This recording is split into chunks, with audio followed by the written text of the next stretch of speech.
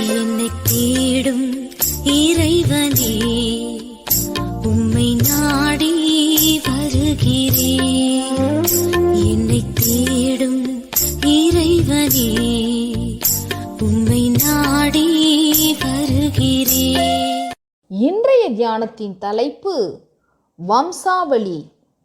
வாசிக்க வேண்டிய திருமறை பகுதி மத்தேயு முதல் அதிகாரம் முதல் 17 வசனங்கள். வம்சாவளி. தாவீதின் சந்ததியிலும் தாவீது இருந்த பெத்லெகேம் ஊரிலும் இருந்து கிறிஸ்து வருவார் என்று வேத வாக்கியம் சொல்லவில்லையா? யோவான் 7ஆம் அதிகாரம் 42வது வசனம். வம்சாவளி எதற்கு? இயேசு கிறிஸ்து மேசியா என்பதற்கு சாட்சியாக அவர் வாழ்ந்த காலத்தில் செய்த அற்புதங்களும் பல்வேறு நற்கிரியைகளும் உபதேசங்களும் போதாதா? மேலும் அவர் சிலுவையில் மரித்து 3ஆம் நாள் உயிர்த்தெழுந்தாரே, அது போதாதா என்று எண்ணக்கூடும்.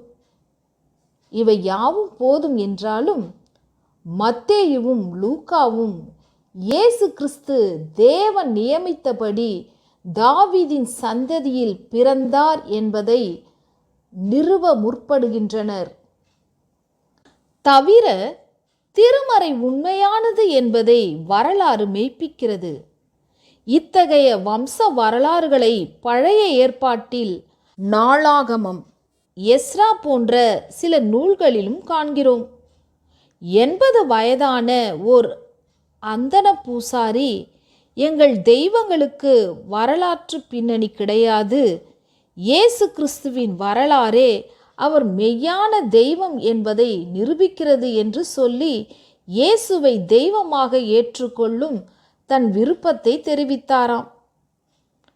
இந்த வம்சாவளியில் மத்தேயுவுக்கும் லூக்காவுக்கும் அவர்கள் சொல்லும் முறைகளில் சில வேற்றுமைகள் உண்டு.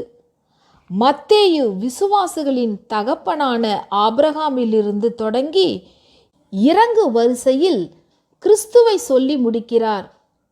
லூக்காவோ கிறிஸ்து முதல் ஏறு வரிசையில் தேவன் உருவாக்கிய ஆதாம் வரை சொல்கிறார்.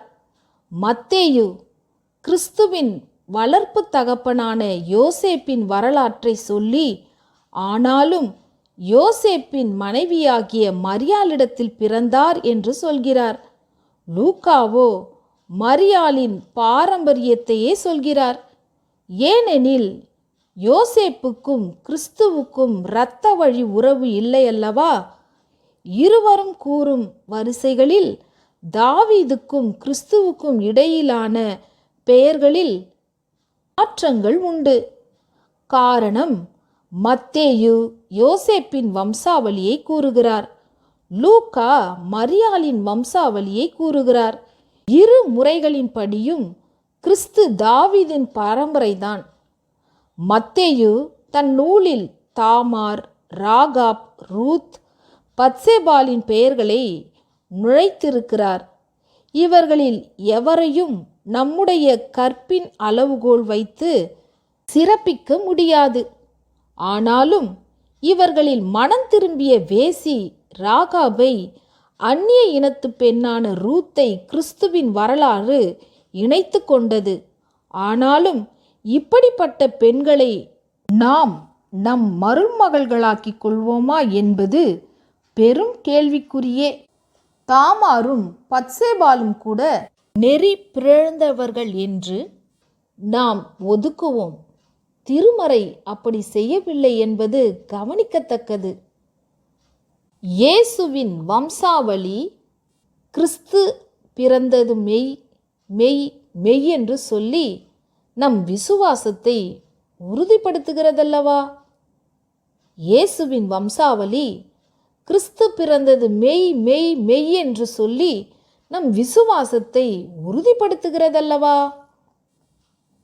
தேவன் மண்ணில் வந்தார், அன்பு தேவன் மண்ணில் வந்தார், தேவன் மண்ணில் வந்தார், அன்பு தேவன் மண்ணில் வந்தாரா.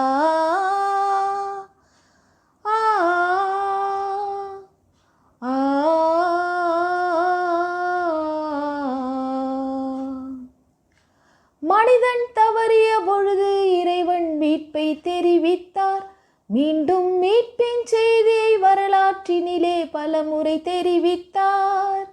மனிதன் தவறிய பொழுது இறைவன் மீட்பை தெரிவித்தார். மீண்டும் மீட்பின் செய்தியை வரலாற்றினிலே பலமுறை தெரிவித்தார். காலம் நிறைவு உற்ற பொழுது கடவுள் மகனை அனுப்பி வைத்தார்.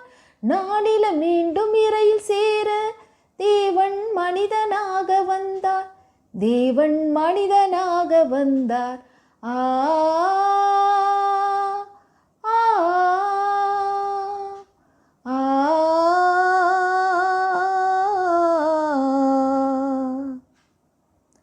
தேவன் மண்ணில் வந்தார். அன்பு தேவன் மண்ணில் வந்தார். ஜெபம்.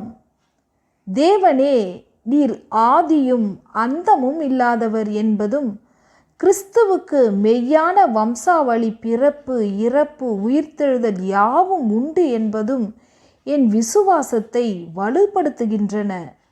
நன்றி தேவனே. ஆமேன்.